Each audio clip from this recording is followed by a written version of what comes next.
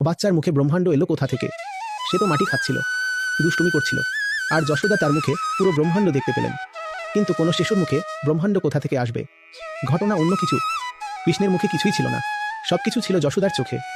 কৃষ্ণের প্রথম সৌভাগ্য, তিনি দেবকী আর বসুদেবকে পেয়েছিলেন। দ্বিতীয় সৌভাগ্য, তিনি যশোদাকে পেয়েছিলেন, যিনি এক ছোট্ট শিশুর মধ্যেই সমগ্র অস্তিত্ব দেখতে পেলেন। দেখার বিষয়টা দ্রষ্টার চোখে। কারো চোখ এমন হতে পারে যে একটি শিশুর মধ্যেই পুরো সৃষ্টিকে দেখতে পায়। এখানে যদি কিছু সত্য থাকে তবে তা যশোদার সত্য। অদ্ভুত এক নারী তিনি। কোনো নারী অন্যের সন্তানকে নিজের মনে করে এমন করে লালন করতে পারে। যশোদার সঙ্গে কৃষ্ণের সম্পর্ক সম্পূর্ণ প্রেমের, মমতার নয়।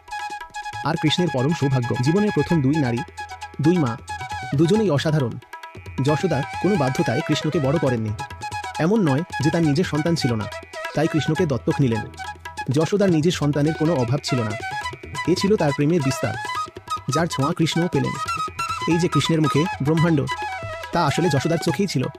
তুমি ক্ষুদ্রতম কণার মধ্যেও অস্তিত্ব তখনই দেখতে পাও যখন তোমার অহং খুব ক্ষীণ, আমার ভাব খুব সামান্য হয়ে যায়।